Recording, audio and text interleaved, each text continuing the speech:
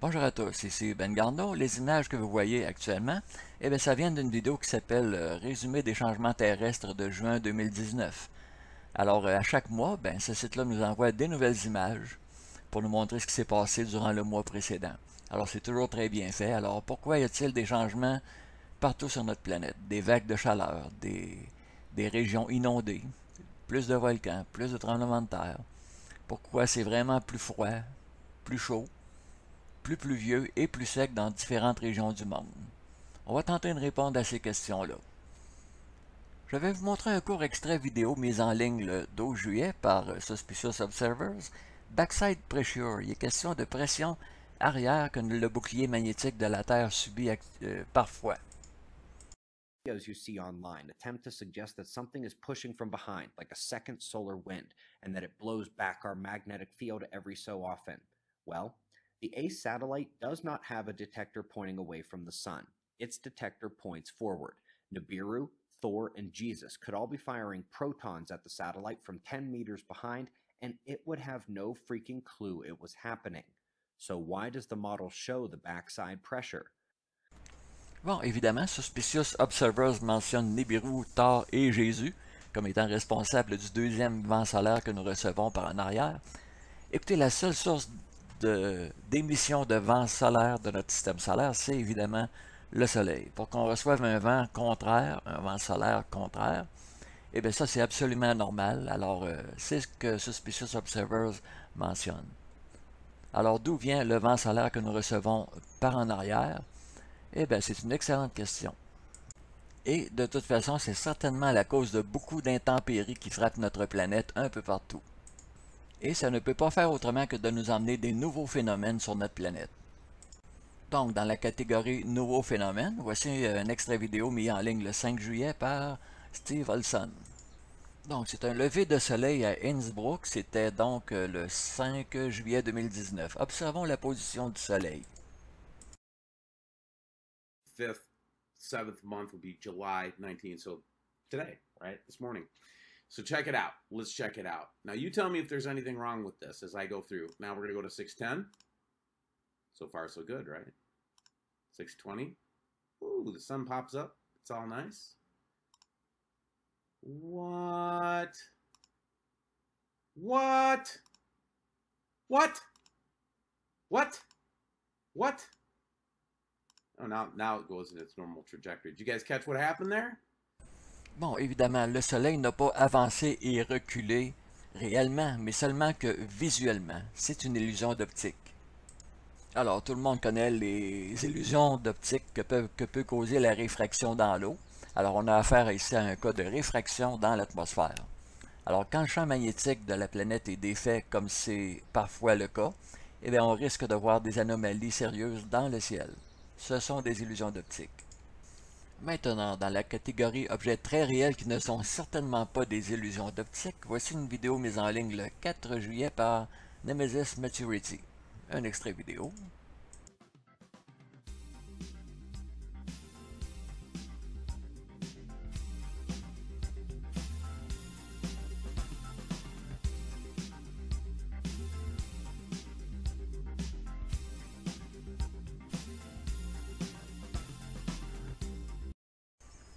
Ok, je remets la même vidéo, mais cette fois-ci, je vais commenter un peu. Est-ce que c'est le même objet qui passe à répétition à 4 reprises devant le soleil? Est-ce que c'est le même objet ou est-ce que c'est 4 objets différents?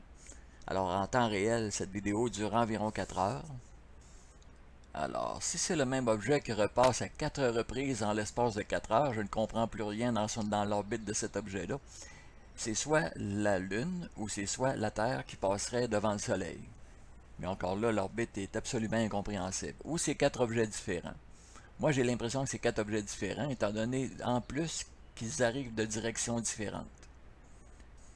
Alors, je pense qu'il s'agissait de noyaux d'étoiles. Alors, j'ai tellement vu ces derniers mois d'images de noyaux d'étoiles autour du Soleil, autour de la Terre. Alors ici, ça vient de la Station spatiale internationale. Et ça vient d'une vidéo mise en ligne le 13 juillet. Je vais vous mettre l'extrait vidéo.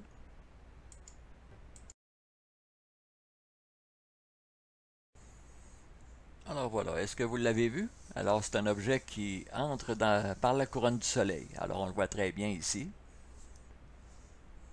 Bon, l'objet vient de passer dans la couronne du Soleil. C'est certainement pas une planète connue, parce que c'est beaucoup plus gros, première des choses, que Vénus et que Mercure. Alors, en résumé, les noyaux d'étoiles s'approchent du Soleil ou des planètes, ils tirent de l'énergie de ces corps célestes-là et ils s'éloignent après. C'est très curieux qu'ils n'entrent pas en collision jamais avec la Terre et le Soleil, mais c'est fait comme ça, c'est des objets qui n'ont aucune force gravitationnelle ou électromagnétique. Alors, ils s'approchent et ensuite ils tirent de l'énergie et ils s'éloignent. Un autre extrait vidéo mise en ligne le 2 juillet. Tout le monde a déjà vu des images satellites d'un ouragan, mais c'est quoi tous ces petits points noirs-là qu'on voit à l'écran? Alors voici l'extrait vidéo. Surface of the ocean or the top of this hurricane, but you're going to see they're perfectly in sync. There goes the shadow, there go the shadows on top of the hurricane. Unbelievable. I've never seen a major hurricane in the middle of a total eclipse, so I wouldn't know how it would react. And certain satellites might have a better view than others. That's why this one picked it up and maybe other ones didn't. This is the GOES 17 West, and it's stationed above the Pacific. Look at that.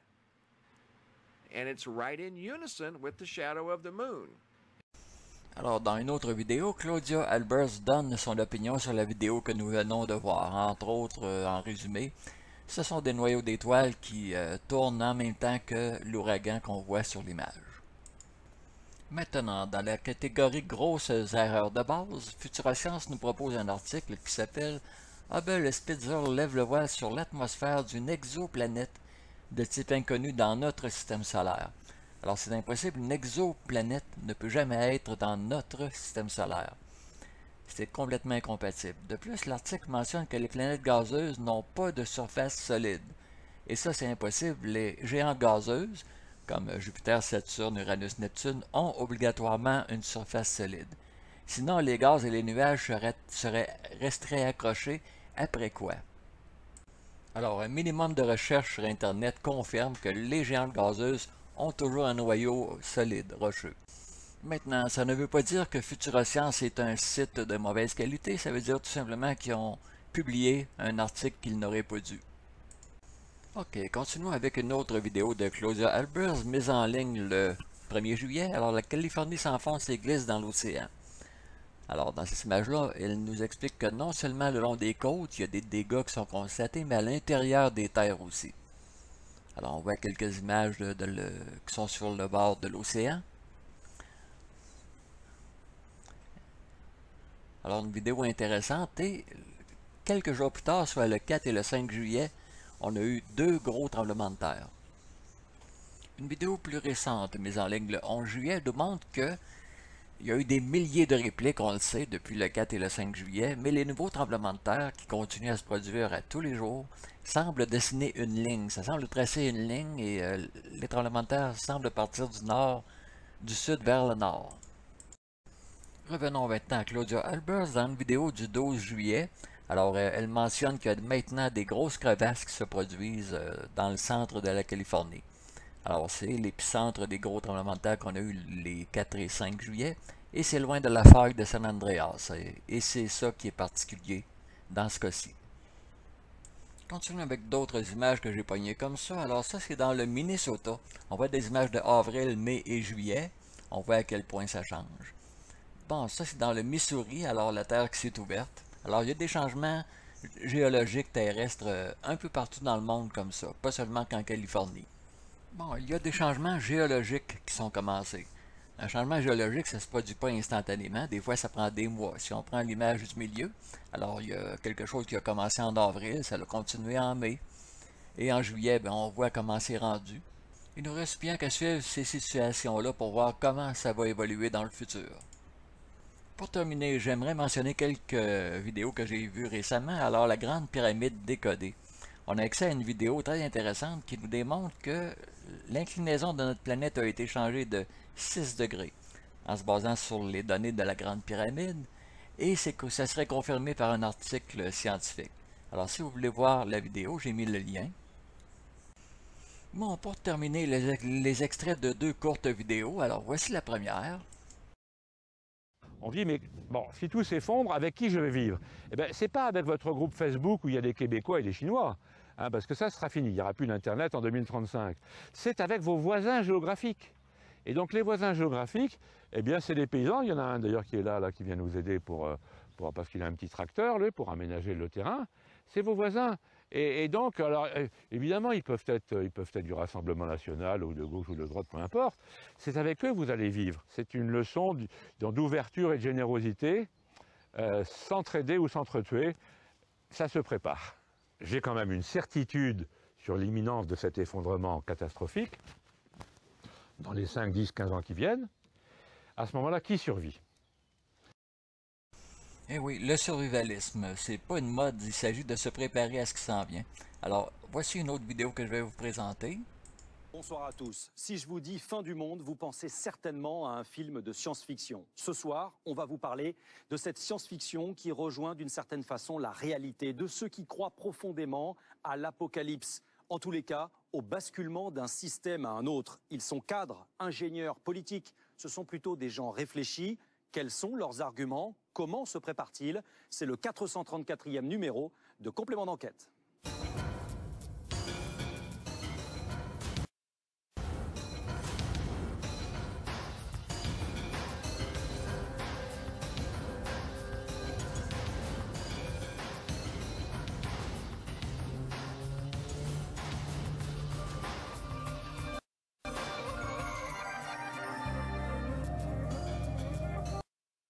Alors voilà, c'est une vidéo que vous pouvez voir. J'ai mis le lien de cette vidéo-là dans la section description qui accompagne la vidéo.